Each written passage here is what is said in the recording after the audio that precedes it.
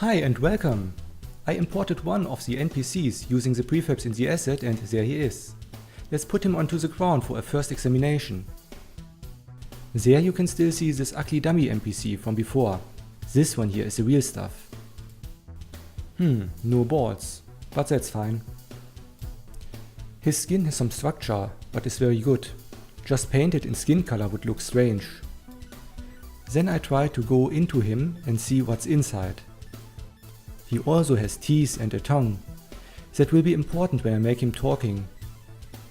He also has real eyeballs, what is good. If the eyes were just painted on the surface, I would not be able to let his eyes look somewhere. He looks a little cold right now, so let's put some clothes onto him and examine how well the clothes works together with the body. I put it onto the scene, made it a temporary child object of the NPC prefab and resetted the transform position. It looked fine on the first side, but when I zoomed in and looked at his hands, right here you can look through the inside of the clothes to the background. This clothes is not completely rendered.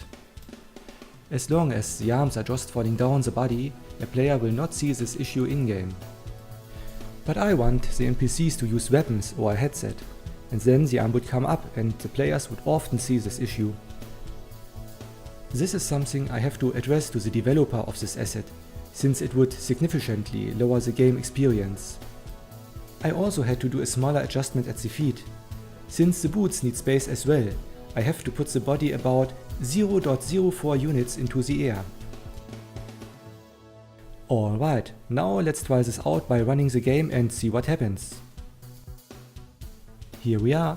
Let's move in front. Oh, I'm moving him the same time I move my player. And the clothes is not moving at all. I found out that I will need to buy a certain script from the creator of this asset to make the clothes move along with the character, if I don't want to try it out on my own. As you can see, the character has some idle animation, what is nice. Maybe I will just use it. For the next step, I have to adjust the scripts so the NPC is moved by the Unity AI instead of my keyboard input. I will show you the issues I've run into so far. I got it moved by the Unity AI. The first problem was, the movement was completely off and no animation was played anymore. The second issue was an odd one. When pausing the game, the NPC stopped. But then, he started spinning around until the game was resumed. That was easy to reproduce. Later, when I got the animation running, it was out of sync with the moving speed. Additionally, this very odd thing happens. When I pause the game, down he is. Literally. Next, I managed to make him walking according to the speed, but the animation was still out of sync with the ground. You can easily see this by looking at his feet. Finally, I got all this synchronized. The next step was making the takeover possible, since this is the most important part of the game. And it worked, I thought, but actually I'm in a bad position after a takeover. Also, the animation is playing continuously. Still much stuff to do. I successfully adjusted the camera position after a takeover, but while the walking animation is still played, I cannot really move him around. This is the part I'm currently still working at. That's already it for this episode of the Dev Blog. I managed to waste 3 or 4 days by hunting a phantom error. That one was happening only when taking over a certain dummy NPC I set up in a false way in Unity. The bug did not happen when using the others.